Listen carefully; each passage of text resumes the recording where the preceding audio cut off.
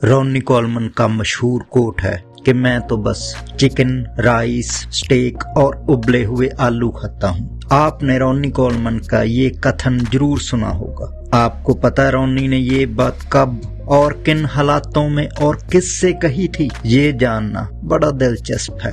आपको पता चलेगा कि हम ब्रेन वॉश हो चुके हैं। वीडियो को पूरा देखना, आपको बहुत कुछ सीखने को मिलेगा। मैं गुरप्रीत सिंह मल्ली, हेल्थ गुरु। चैनल को सब्सक्राइब कर लीजिए, वीडियो को भी अभी लाइक कर दीजिए। वीडियो पसंद आए तो ज्यादा से ज्यादा शेयर भी करना और हाँ, घंटी वाले बटन को भी दबा कर रखिए। रॉनी कोलमन आर्नोल्ड क्लासिक की एक्सपो में हिस्सा ले रहे थे। सुपर ह्यूमन रेडियो वाले कार्ल निलोवा उनके पास खड़े थे। रॉनी कोलमन की जो फैन फॉलोइंग है वो बहुत ज्यादा है, तो एक्सपो में रॉनी से मिलने के लिए लोगों की लंबी लाइन लगी हुई थी। कार्ल निलोवा कहते हैं कि कुछ लड़कों ने रॉनी से पूछा कि आप वर्कआउट के बाद क्या खाते पीते हैं, तो रॉनी कोलमन ने कहा कि वर्कआउट के बाद मैं चिकन और राइस खाता हूँ और उसके बाद स्टेक और उबले हुए आलू। तो वो लड़के हैरान होकर बोले कि क्या आप वर्कआउट के बाद वे प्रोटीन नहीं लेते?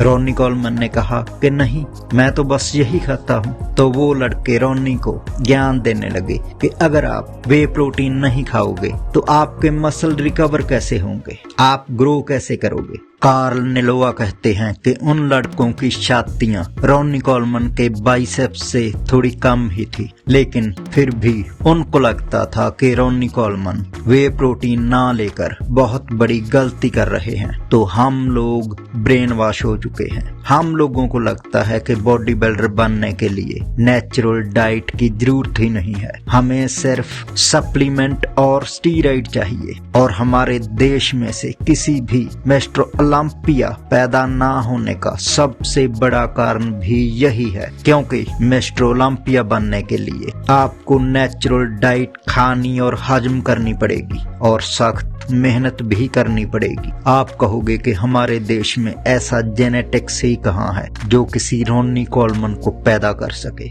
ये आपका वहम है। जब तक हदी चुपन और बिग ग्रैमी मिस्टर ओलंपिया नहीं बने थे तो इन देशों के लोगों को भी यही लगता था कि हमारे देश में ऐसा जेनेटिक्स ही नहीं है जो किसी मिस्टर ओलंपिया को पैदा कर सके। तो बात जेनेटिक्स की नहीं है, बात नॉलेज की है, बात ज्ञान की है। तो प्लीज सच्चाई को समझो। रॉनी कोलमन जब अपने शिखर पर थे तो वो दिन में 10,000 कैलोरी तक की डाइट लेते थे और इस डाइट पर उनका हर महीने लाखों रुपए खर्च होता था। और उस वक्त वो बड़ी बड़ी सप्लीमेंट बनाने वाली कंपनियों की तरफ से स्पॉन्सर किए हुए थे, तो उनके घर में हर हफ्ते इन कंपनियों की ओर से डिब्बों के डिब्बे सप्लीमेंट के भेजे जाते थे और हर स्पॉन्सर्ड एथलीट के साथ ऐसा ही होता है। फिर भी रॉनी कोलमन और कोई भी मिस्टर ओलंपिया, कोई भी कामयाब बॉडी बिल्डर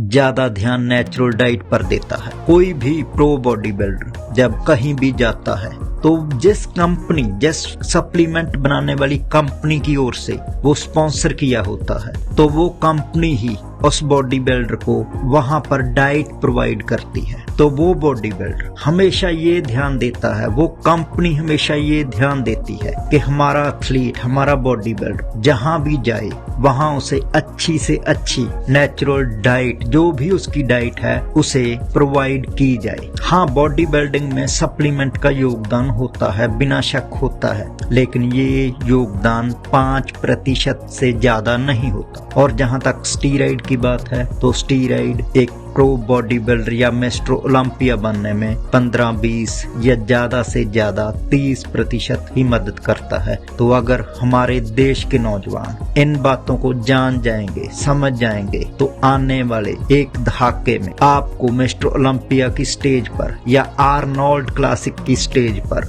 इंडियन बॉडी बिल्डरों की भरमार मिलेगी। वीडियो को लाइक करने के साथ ज्यादा से ज्यादा शेयर भी करना।